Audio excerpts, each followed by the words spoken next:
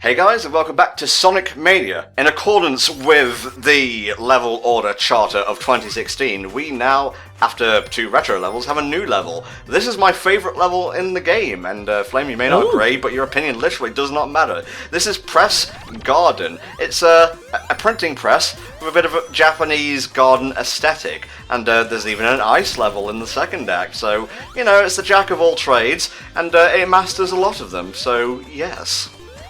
Yeah, see, I don't really like this level. I've already had the fuck you, but I'm going to say my opinion anyway. Okay. I find this to be the first act more on the blocky side. It's sort of a bit colours-ish in that respect, I find it to be. And the second act, I'm just not a fan of the gimmick. So I'd say this is not the weakest level overall. There's one that's far more offensive in that respect, but it's one that I'm not a fan of. That's a bunny badnik back there, by the way. Its name has completely escaped me, but apparently it was going to be in Sonic 1, and they took it out, and now it's back in multiple places throughout Mania, so how's that for a throwback? And you've even got the bubble shield sound effect. That's my favourite, I'm sorry. Well, the bubble sound effects always sound sort of derpy to me, but I like it. What is this supposed to say here? Because I've never stopped to read it. Oh, I think that's the point, because if you did read it, it would spell out the secrets of Sonic Team. These guys have known the whole time.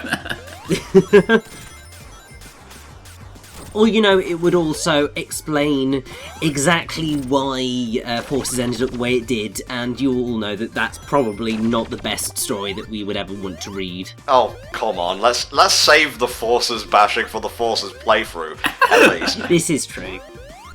I'll say this ahead of time, why are they printing things about Sonic? Doesn't Eggman run this place? Or, hang on, it's propaganda. I was gonna say, is he going all James Jonah Jameson, JJJ, on Sonic's ass? Like, not fucking Spider-Man, he can literally run away from his problems. Exactly, so I think that would probably be an accurate assessment of what Eggman is doing here. And to be fair, I am really liking this level trope as well, but that might just be because I lived on Press Island at the theatre for a year, and then I now work in comms, so I deal with a lot of press stuff. So, well, see, the thing is, for all intents and purposes, I am a fucking qualified journalist. I can see Eggman's propaganda going right through it. Yes, I don't really know what the motivation for having a printing press garden is, because those tropes are the ones that, like, I know Sonic games have tried to combine tropes to be clever before, like you think the random casino in Frozen Factory, shit like that. Oh yeah. But these ones, like, it just feels like an odd idea. And I don't know whether it's that not adding up to me that kind of put me off the trope itself for me, but I don't know. Oh, I see, that's your superpower kicking in again and not allowing you to enjoy anything. Yes, I hate fun. I have been exposed. well, I mean, one way of probably explaining away the mixture of this trope is that anything to do with press or comms, generally you kind of lose a little bit of your sanity when dealing with quite a lot of it for various reasons. So putting the printing press and hopefully the rest of the journalist and comms team in the gardens would make a much more pleasant environment in which to write said stories, and therefore you're going to get a better quality paper out of it. Richie, we're not insane, we just like mediocre video games, okay? No, I think the fact we've been following Sonic for this long kind of proves that maybe we are insane. Oh boy, here comes a really not great mini-boss. Not a fan of this one, gotta say. No. The trick to beating it is you've got to lure it into breaking these brown boxes. Brown box in this game. Sorry, reflex at this point. And you can just duck down. I learned this the hard way over the course of many retakes. So yeah, have fun. If you've got Supersonic by this point, I think it is possible. I tried to space it out a little bit. Yeah, he just mullers this thing, as you would expect Super to do. Not pulling a me and just, you know, doing what I did in the Sonic 2 run of getting it by Casino Night and then just speeding through the entire second half of the game. Well, to be fair, that's how I feel whenever I play Sonic 2. No offence. Fuck you, Sonic 2's better than 3 and K. No, I will stick by that for my entire life. Well, I would say go check out our 3K playthrough, but that's from the FTCR era of things. And if you don't mind, I'm keeping this fire shield. It will keep me warm and toasty during the cold Act 2 winter months. And it won't murder my ears like the previously mentioned 3K commentary. Look, okay, I wasn't as good at editing 4 different people as I am now, and Gareth's fucking lad. What do you expect? So yeah, we got ourselves an ice level here, and for once, the ice does not hurt Sonic. It's actually kind of weird. In fact, they use it as a level gimmick, and you could see me going through the motions of, why isn't it freezing me, so I can show this off. Then I realised, oh, I'm using the fire shield. That's why, you fucking Egypt, Tom. I don't like the ice gimmick here because I find it quite slow, and especially during one part in particular where you've got to line up you getting fired by the ice in like a perfect shot, and it just feels really slow and clunky to me. Well, you have opinions. I must recognise them for the sake of, an interesting commentary, but that doesn't mean I have to agree with them. As long as you humour me, I'm fine. There you go. I think the design team actually went on a trip to Japan or something, much like the, I think it was the Unleashed devs, yeah, obviously, since it was World Adventure in Japan. Just a location scout and whatnot, and they went to, like, a garden like this, or maybe a printing press, and they thought, hey, that's cool. You know what, let's do the ingenious idea of putting it into the game. And that's great, because I've always liked like residential areas and whatnot in video games. And why did I do that? Why? I like rings. I don't like less rings. No, Sonic's just throwing them everywhere. He's flexing. There you go. Get used to it. Oh, Get with the program.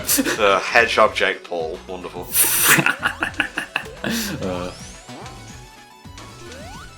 So this section here, what are you even doing here? I don't know. See, it's little things like that I'm just not fond on the breaking the ice. You're there for ages and it gets annoying to me. Oh yeah, that beautiful, beautiful ghost trail of Sonics. I can't stop at just one. I need a whole dimension of Sonics. Need a Sonic, any Sonic. To keep the world in balance. No, but I do like the little trailing visual effect. It's kind of akin to Advance 2, which I'm always down for little nods to Advance 2. Oh, I adore Advance 2. I'm sorry. Say what you will about Dimps being hold right to win, and we brought this up a lot in our Advance 2 LP, but they make it work. They have a gimmick, and they stick with it, and I can't platform to save my life. What's going on here? But Advance 2 is still my favourite 2D Sonic. This is maybe close, but nah, can't beat my super go fast Advance 2. I will say, Mania is definitely up there for me. 3K is still the first, for a few reasons. Number one, completely original levels, Mania is basically a best-of game with a lot of good ideas, but it loses points just for being another generation's throwback sort of thing in the end. It's well done, so I'm not criticising it in the gameplay department, but it loses points for originality, which might seem unfair, but I don't want you to think I'm harshly criticising Mania at any point, because I do really, really enjoy it. By the way, references to Shinobi out the ass here, another Sega title, even down to the sound effects, like when the Asterons explode and whatnot, it's nuts.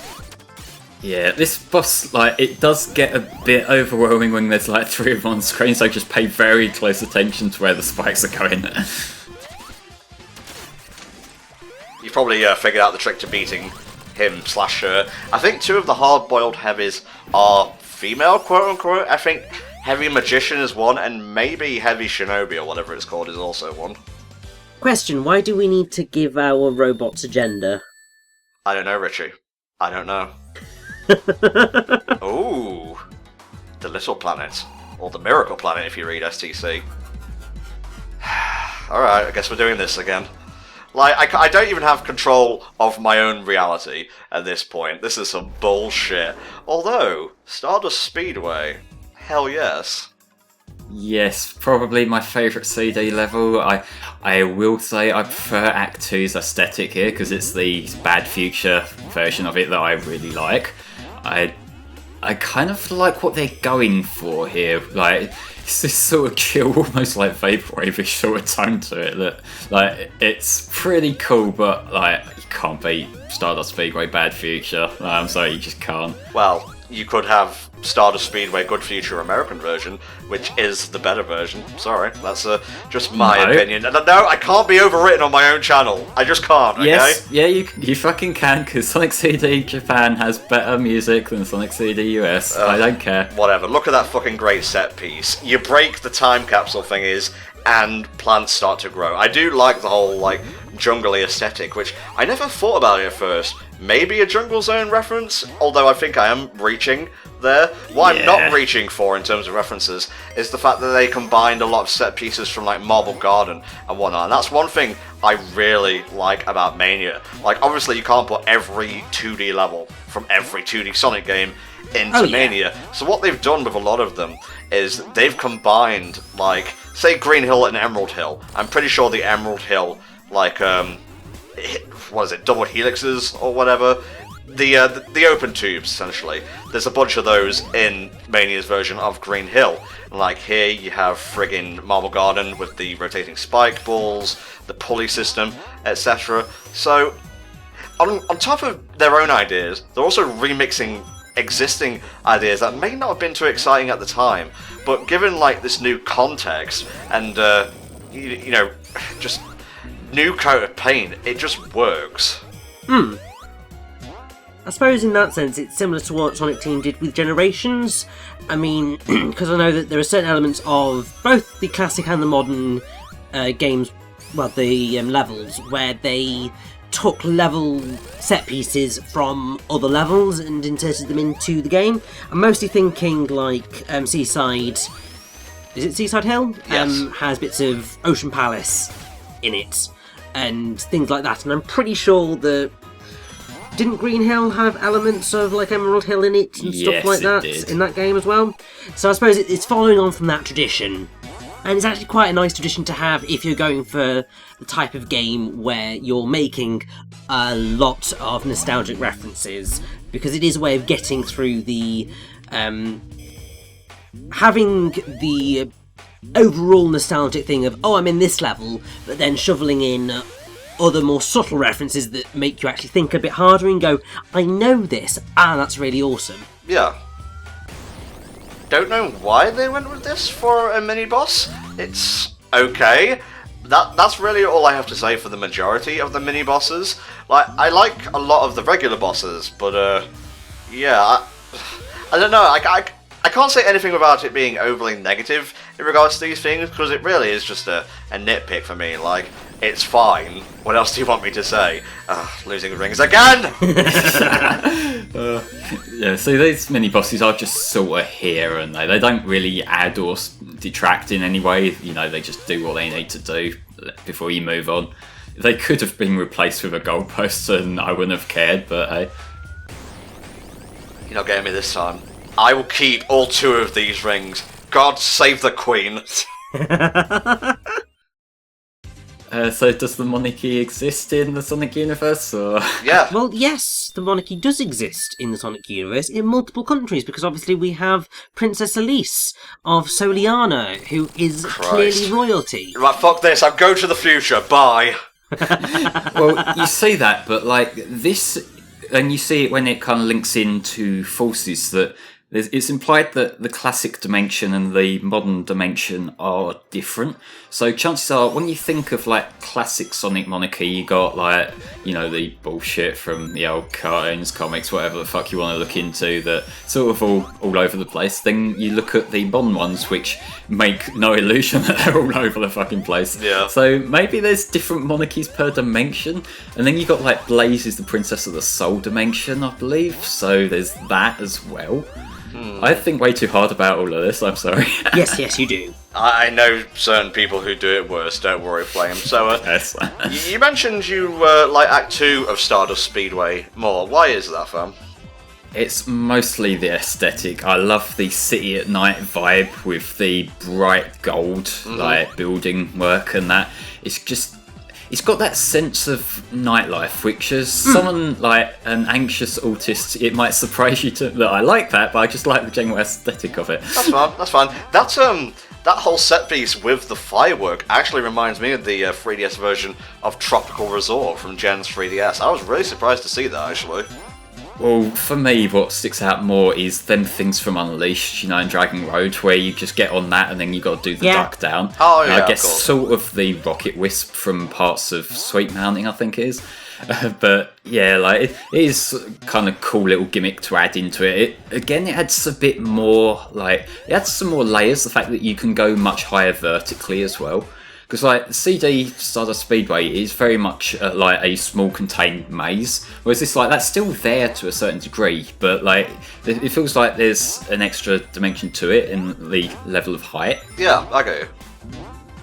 I mean, something that I'm really liking is that while it doesn't seem like it's the main level theme for Stardust Speedway, I'm liking all of the things that sort of look like trumpets, because it sort of feels like it's, in a way, a music-themed level, and I'm always down for a music-themed level, because like everything that's making up this level is effectively brass instruments, and that is awesome. Oh yeah.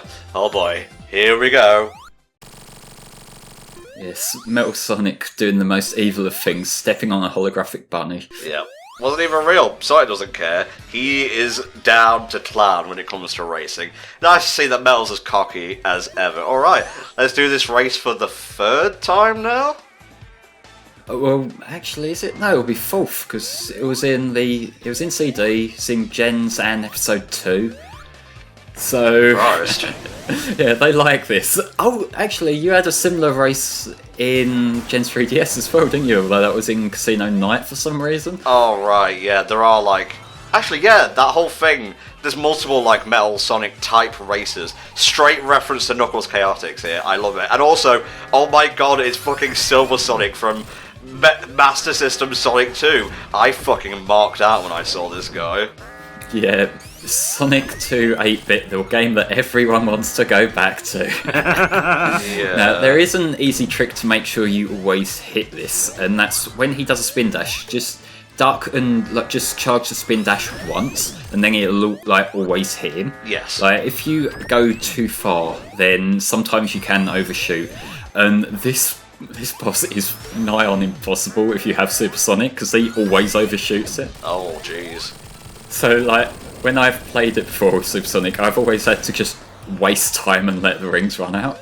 This is, that's unfortunate, by the way. I don't really care. I just feel obligated to say something like that. This is the part of the fight that I wish would segue into the fucking animal capsule, because I feel this one goes on a bit too long, and it's already lost a bit of its luster, honestly, because it becomes a little bit annoying, and there's like another phase after this. Oh god. I get they wanted to get some mileage out of Metal Sonic, but it was done much more succinctly in Sonic Generations, etc. So, I'm not really the biggest fan of the Metal Sonic race to begin with, because I find it a bit clunky, but again, maybe that's just me. I love how you timed yourself specifically to avoid him and he got you anyway. The greatest of all weapons, a spiked wall. Are you ready for... Can you make it here, Sonic? Yeah, well, you say that, Mega Man would be shitting himself right now, but this boss is actually incredibly easy to bluff your way through if you're having trouble, because when you get hit by the spike wall, all the rings fall next to you and you can pick them back up, and you can just keep on dashing forward over and over, and it doesn't matter if you get hit. Like, you have to go out of your way to die here if you come into this fight with rings. It's such an easy fight. Well, yeah, it certainly seems relatively simple, because the spike pool is effectively shoving you into the rings that you've just lost. Yeah, that's kind of what I'm getting at, that you really can't die here. Unless you leave the ring. Are you fucking trying that? Metal Sonic dies as he lives, appearing in the next Sonic game, no doubt. Well, he does, but yeah. Oh my god, he did, yeah. Funny how that works. Alright guys, thanks for watching, we'll see you next time for another part of Sonic Mania. Bye for now.